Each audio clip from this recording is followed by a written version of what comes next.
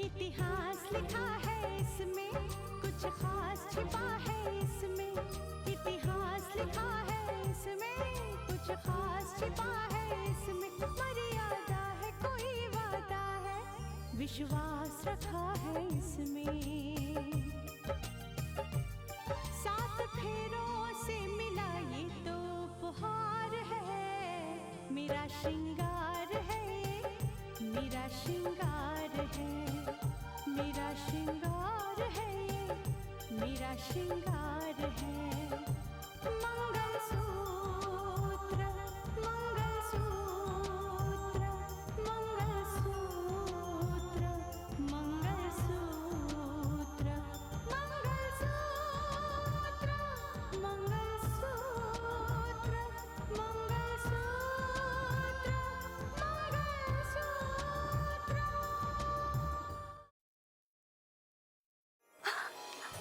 चाची, मुझे यकीन नहीं हो रहा है। इतने संघर्ष के बाद अब मेरी जीत हुई है चाची। हो सके तो मानस को माफ कर दो। पहले मैं उससे मिली नहीं थी, लेकिन उससे मिलने के बाद मुझे ऐसा लगता है कि वो एक बहुत अच्छा इंसान है। पर अचानक ऐसा क्या हो गया कि तुम बहू को लेकर यहाँ चले आए? नहीं, मैं ऐसे ही पूछ रही हूँ, कोई एतराज नहीं है। माँ, कुछ ऐसी बात है कि अगर मैं बताऊंगा तो मुझे शर्मिंदगी होगी, और अगर आप लोग सुनेंगे तो आप लोगों को शर्मिंदगी होगी। और इसलिए हम लोगों ने वो घर हमेशा हमेशा के लिए छोड़ दिया। नीलिमा, बहू को अंदर ले जाओ। जी, आओ बेटा। अच्छा।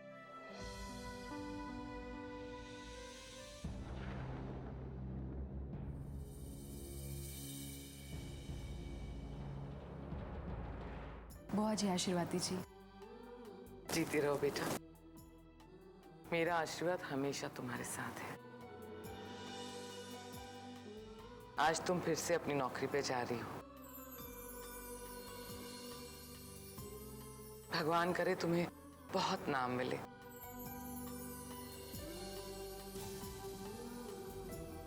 बहुत इज्जत कमाओ, बहुत यश कमाओ।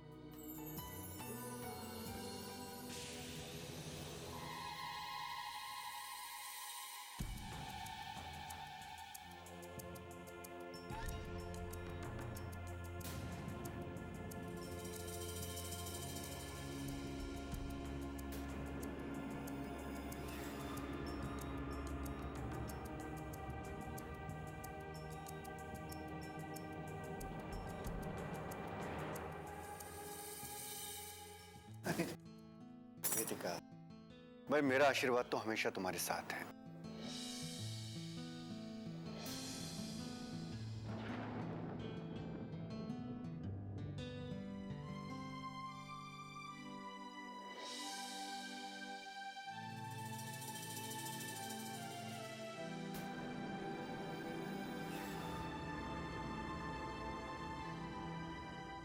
चाची जी, आप मुझे आशीर्वाद नहीं देंगी?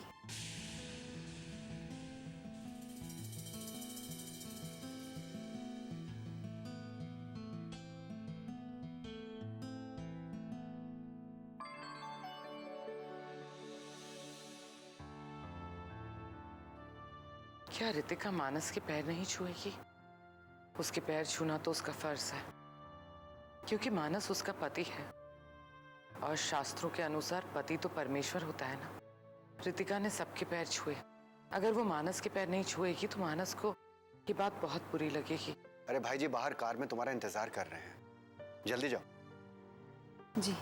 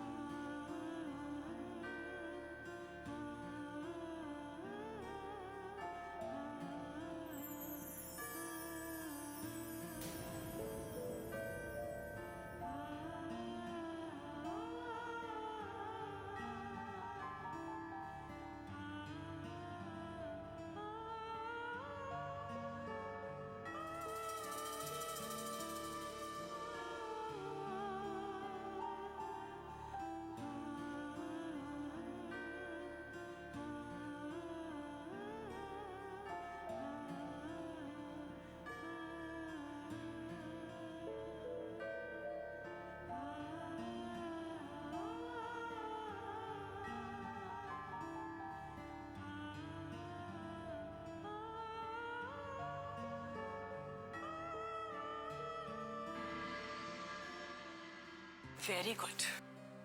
आई am really proud of you. सच कहते हो, अगर हर औरत तुम्हारी तरह सोचना शुरू कर दे, जागरूक हो जाए, तो कोई भी किसी को अबॉर्शन करवाने के लिए मजबूर नहीं कर सकता।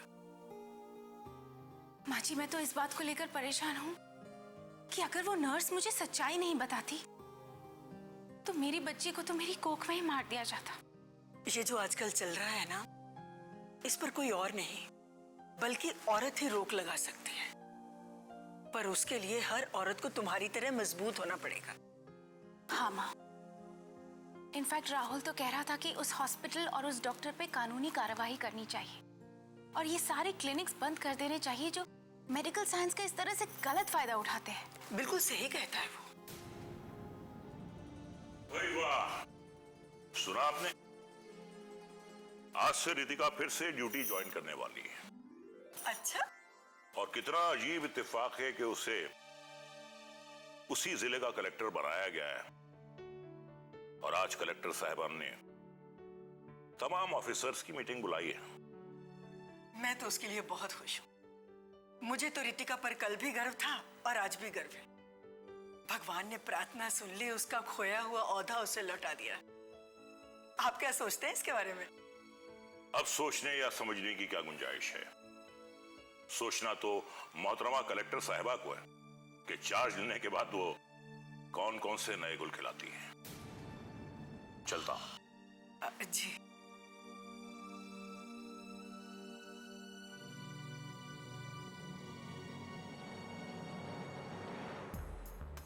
Welcome, madam. Good morning to you. Welcome to your office. Thanks, good morning.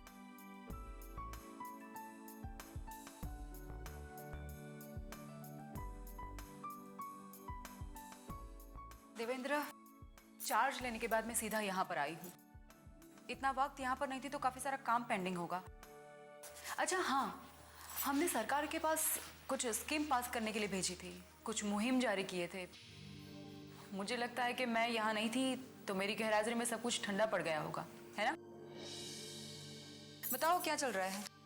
अब मैडम, ये तो आप अच्छी तरह से जानते हैं कि जो भी ऑफिसर आता है वो अपने तरीके से काम करता है। अब इसमें हम लोग क्या कर सकते हैं? ठीक है देवेंद्र, कोई बात नहीं। मुझे वो सारी की सारी फाइलें चाहिए जिस पर हम काम कर रहे थे। हमारे जिले में जितनी भी समस्या थी उससे जुड़ी जितनी भी फाइलें, वो सारी की सारी फाइलें मुझे चाहिए। यस मैडम, कई फाइलों के लिए सरकार ने फिर से प्रोसीजर स्टार्ट करने का ऑर्डर भी दे दिया है। अच्छा है, चलिए बाकी जितना काम है वो ख़त्म कर लेती हूँ। और हाँ, मैंने उन सारे ऑफिसर्स को भी बुलाया है मीटिंग के लिए, तो जितना काम पेंडिंग है बाकी है वो अब हम पूरा करेंगे। आपको बुलाती हूँ मैं। जी मैडम।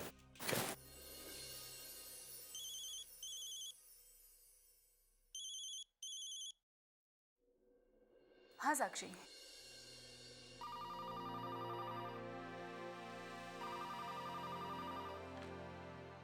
हेलो। जी, मुंजाल बोल रहा हूँ। ओह मुंजाल साहब, नमस्कार। कहिए, किस लिए फोन किया आपने? यही पूछने के लिए नीलिमा जी कि क्या आपने मेरे बेटे राहुल और मेरी बहू साक्षी को अपने घर में पनाह दी है, और अगर दी है तो क्यों?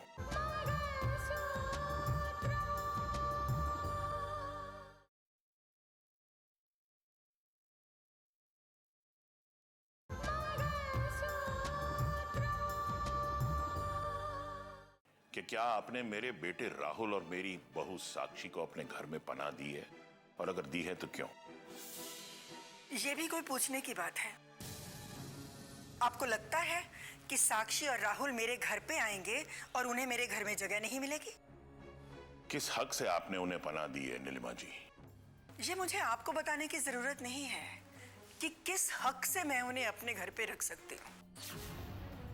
बस इतना जान लीजिए, ये मेरे राहुल का घर है और वो जब चाहे यहाँ आकर रह सकता है। देखिए नीलिमा जी, शायद आप समझ नहीं रही हैं। राहुल आखिर है तो मेरा ही बेटा ना, मेरा ही खून। अब भले आपने उसे पाल पोस के बड़ा किया हो, लेकिन उस पर हक तो सिर्फ मेरा बनता है। इसलिए मेरे हिसाब से शायद आप बहुत बड़ी गलती कर रही हैं।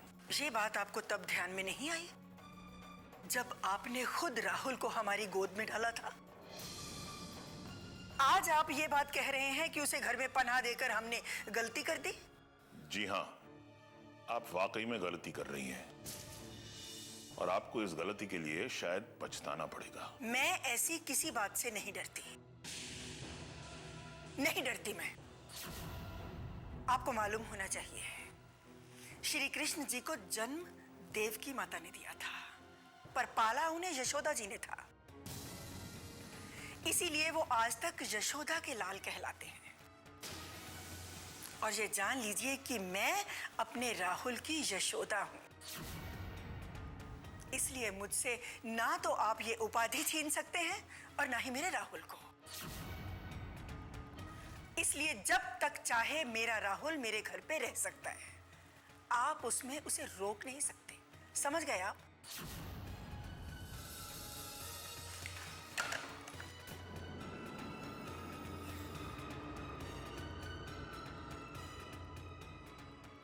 मुझसे ना तो आप ये उपाधि छीन सकते हैं और ना ही मेरे राहुल को। इसलिए जब तक चाहे मेरा राहुल मेरे घर पे रह सकता है, आप उसमें उसे रोक नहीं सकते।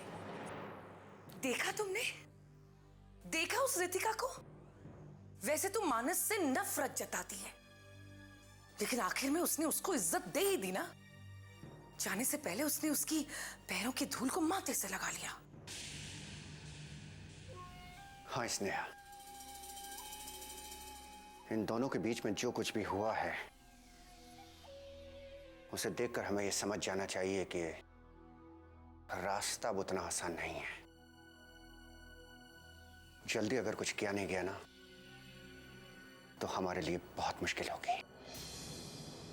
मैंने अर्जुन से बात की थी। ये कुछ ऐसे मोहरे हैं जो अब भी मेरे हाथ में है, जिन्हें मैं जब चाहूं जैसे चाहूं इस्तेमाल कर सकती हूँ। देखो स्नेहा, हम रितिका को जिस अंजाम तक पहुंचाना चाहते थे ना, अब मुझे लग रहा है कि वो रास्ता इतना आसान नहीं है।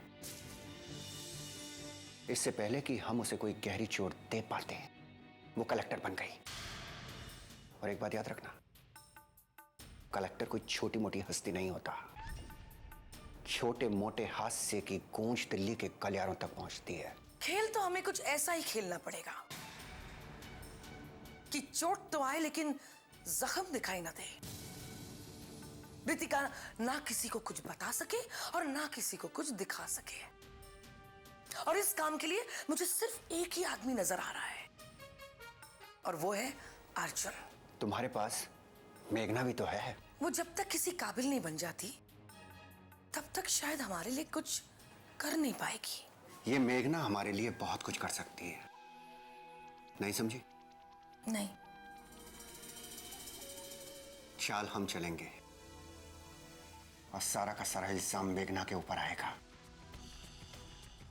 बस तुम इस मेघना नाम की आग को हवा देती रहो।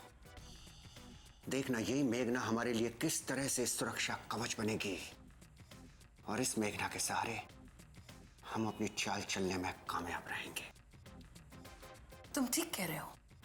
मेघना ने मुझे मिलने के लिए बुलाया है। जब से वो रितिका ने ड्यूटी ज्वाइन की है ना, तब से मेघना भी डर गई है। मैं तो सोच रही हूं मैं मेघना को मिलने ही नहीं जाऊंगी। No no no no, you must go. तुम्हें जाना चाहिए। मिलो।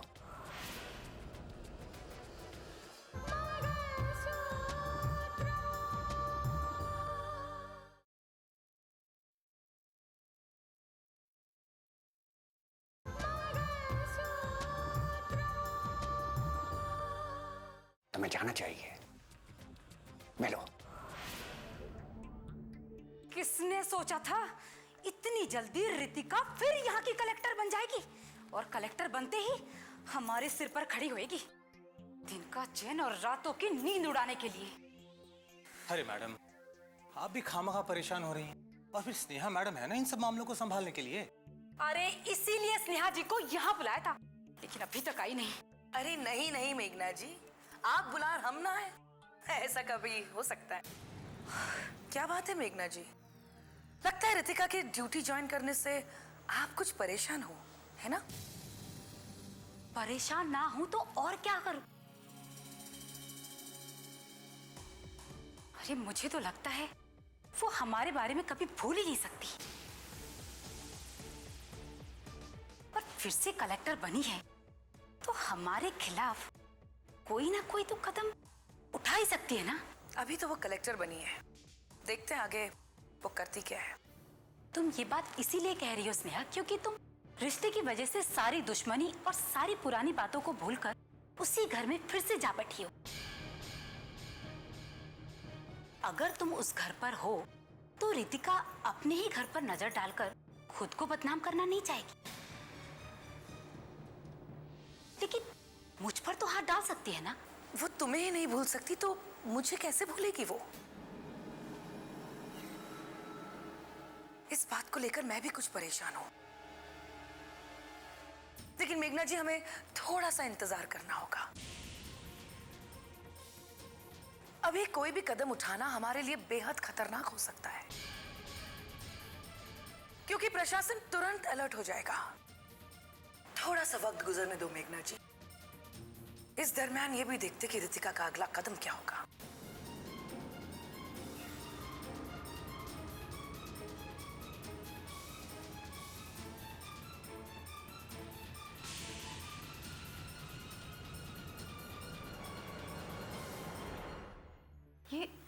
ये तुम क्या कह रही हो साक्षी? हाँ भाभी, यही सच है। इस शहर में न जाने कितने ऐसे क्लिनिक्स हैं जहां पे इस तरह की इलीगल एक्टिविटीज होती है।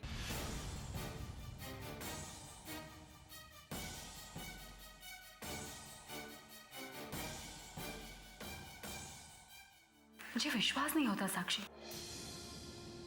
खैर, तुम जो कुछ भी कह रही हो अगर वो सच है तो इन डॉक्टर्स को ऐसे सजा दूंगी कि वो जिंदगी भर के लिए प्रैक्टिस करना भूल जाएंगे। थैंक यू भाभी, मैं यही चाहती हूँ क्योंकि एक जिंदगी देने वाले पेशे को मौत का धंधा बना के रख दिया इन लोगों ने। कितनी गलत बात है ना। एक तो ये डॉक्टर्स मेडिकल साइंस का गलत फायदा उठाते हैं, अपराध करते हैं और ऊपर से प्रकृति के साथ छेड़छाड़ भी करते हैं। भाभी, मैं चाहती हूँ कि ऐसे डॉक्टरों पर कड़ी से कड़ी कार्यवाही की जाए, उनके सारे क्लिनिक्स बंद कर दिए जाए जो इस कामों के लिए खड़े किए गए हैं, जो इलाज के नाम पर मौत बेच रहे हैं। जब से मुझे एहसास हुआ है कि मैंने तुम्हारे साथ कितनी बड़ी नाइंसाफी की है, मेरी जिंदगी का चैन, सुकून सब खो गया है। रितिका, मुझे माफ कर दो रितिका। नहीं कर सकती मैं आपको माफ।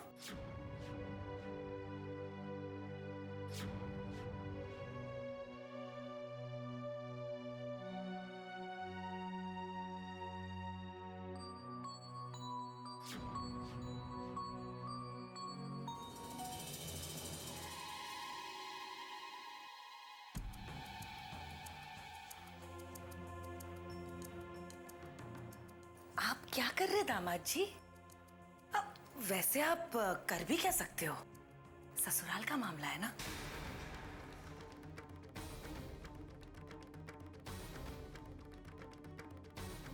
इस घर में आकर ऐसा लगता है कि आपने अपने हाथ पांव ही बांध दिए। घर में बैठने के अलावा और आप कर भी क्या सकते हैं? एक्सक्यूज मी स्नेहा जी, मैं यहाँ इस घर में सिर्फ बैठने नहीं आया हूं।